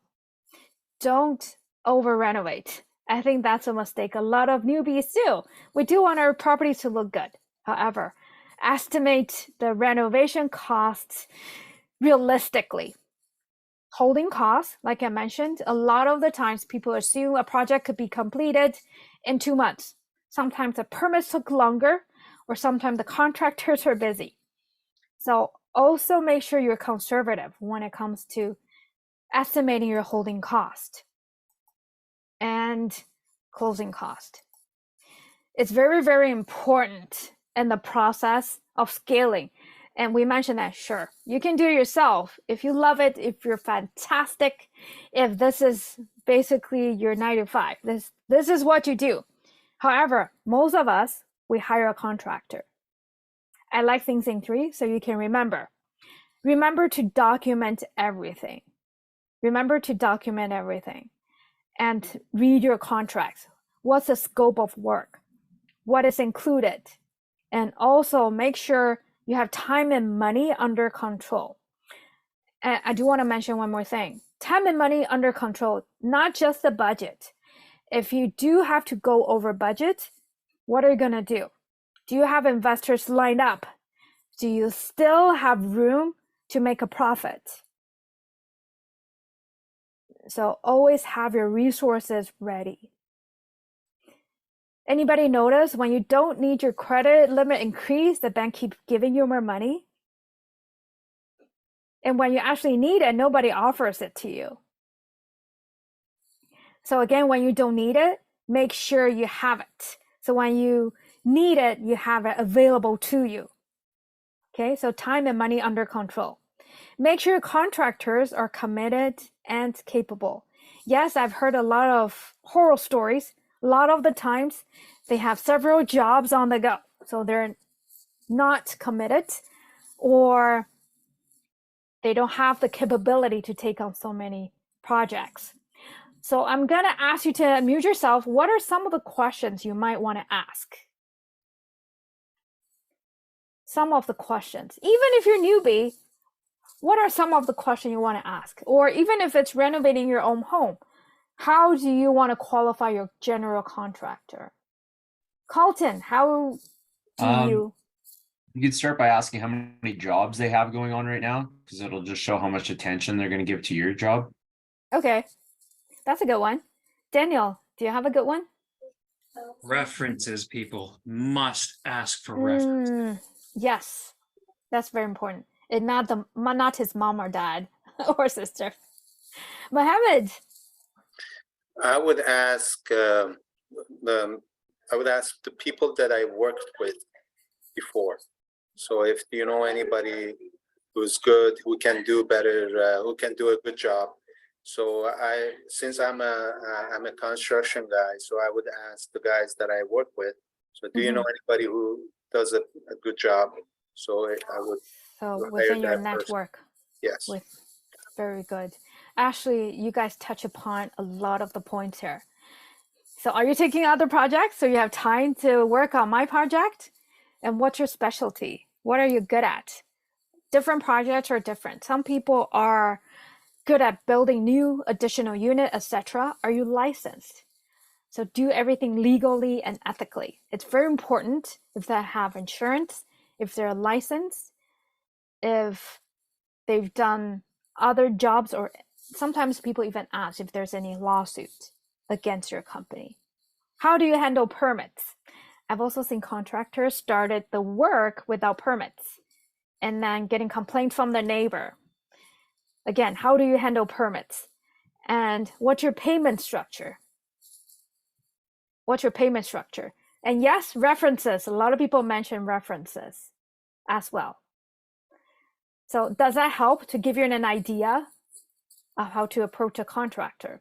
So even though I didn't start by knowing a lot about renovation, I renovated probably just your own washroom in the past. However, those are expensive lessons. So yes, now within your community, ask around who have worked with investors. And again, investors have a lot of projects on the go. So you could get a lot of references. By the way, I hope you now have a more clear vision of where you're going. By the way, this is the structure of the whole course today. The whole seminar. Did anybody see this?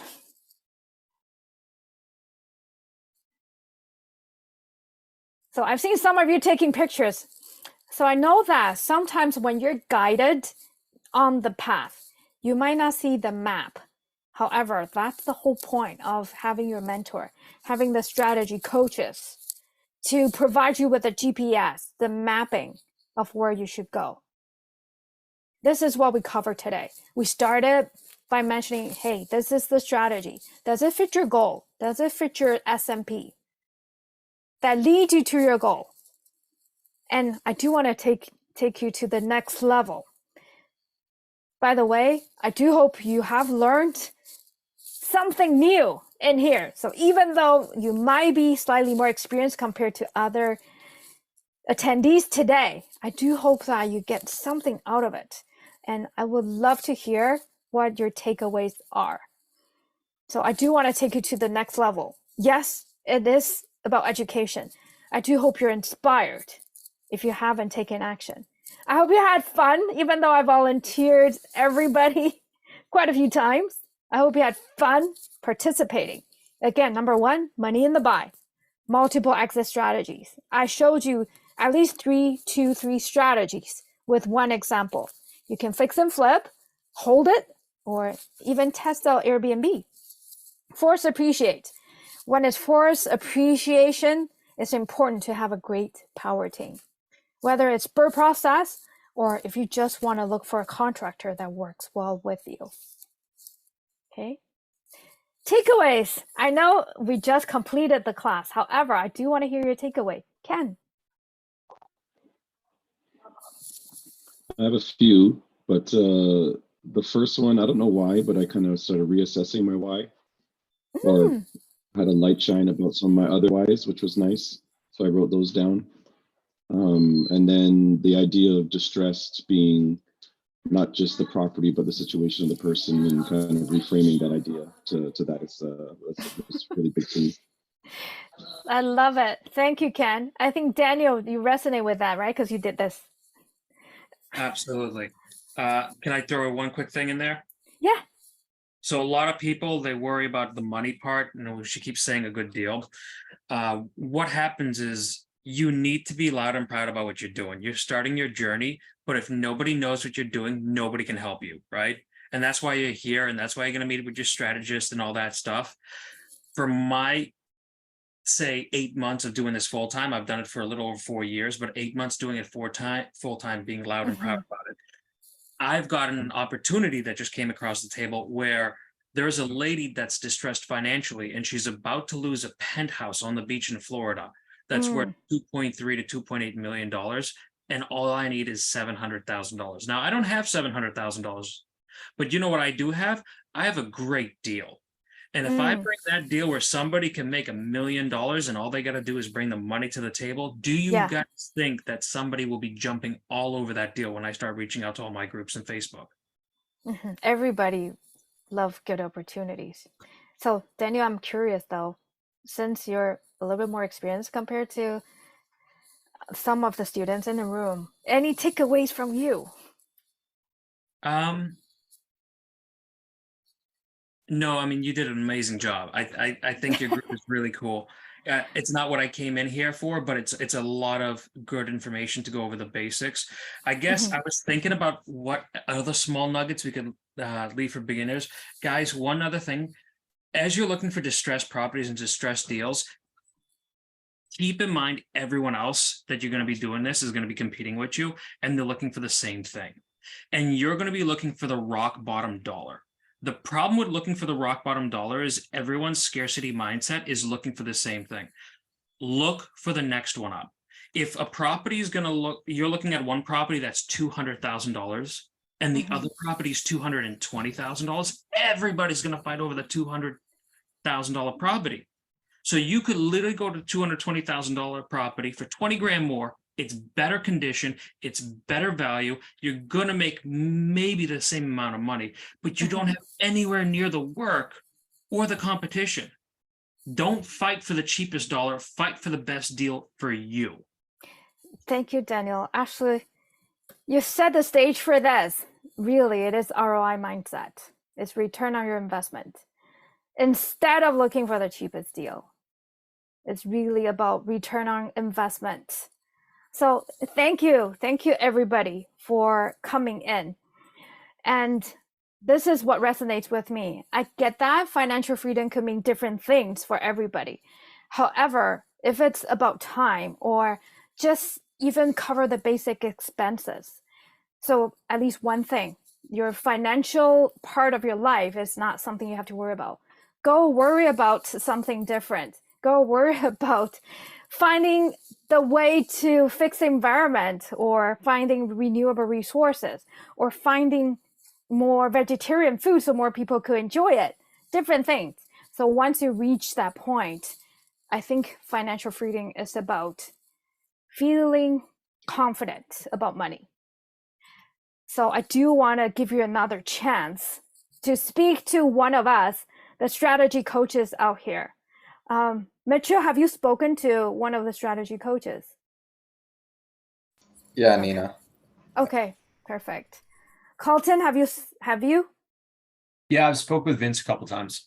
Okay. I've seen a few people here, they don't have their cameras on. Ted, Dimitro, if you haven't spoken to a strategy coach, make sure you have.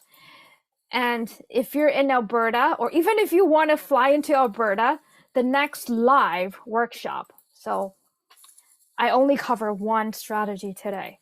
I do hope that you start to get curious and want to learn more about different strategies. Like we mentioned, a lot of the times it's putting all the ingredients together. So you know about lease option, you know how to raise funds. So you know about how to protect yourself, asset protection. Asset protection is a big part because you also have to know how much you can keep at the same time. If you're not able to make it to Edmonton, there's another workshop in Toronto. So where I am, or if you're in Ontario as well.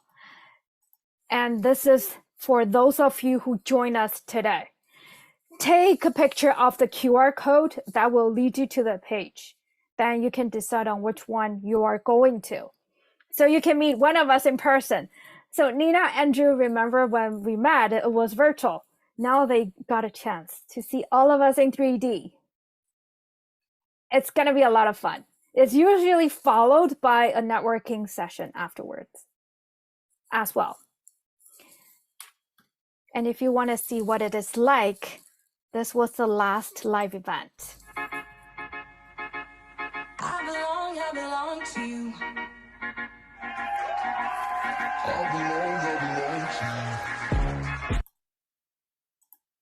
Ooh. Do just what you want. You're the one I trust. And I always be around when I need some love and baby. Trust Your Talent is just an amazing, amazing community. I always tell people how it is about the people that you surround yourself with, and the people of Trust Your Talent are so warm and open and caring and trustworthy. I've done many partnerships with people in Trust Your Talent, and I have really expanded my real estate investing knowledge.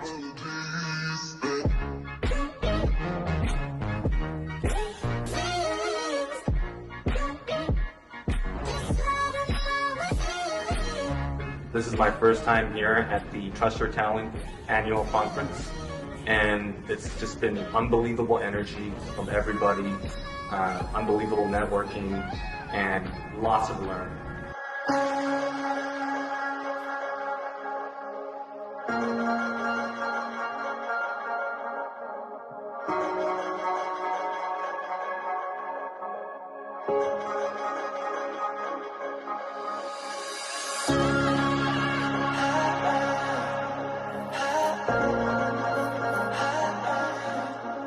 So people have asked me why Trust Your Talent. Do you guys run a modeling agency? I used to say no, that's not what we do. And then the more I think about it, the more I'm kind of going, you know what, that's exactly what we do. Because every single one of you in this room, every single one of you in this room is a role model.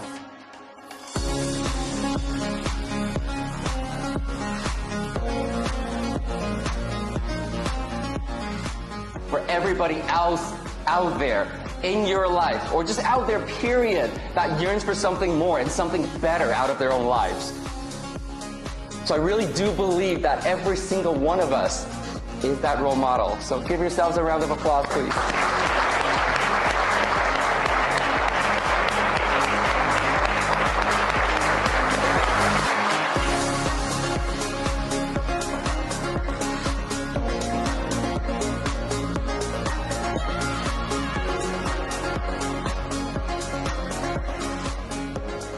You fall off track, that's okay, don't worry, we all do. Get back up and charge forward. You are responsible for you. Don't leave your journey in someone else's hands. Begin with the end in mind and keep flexing your proactive muscles to make things happen.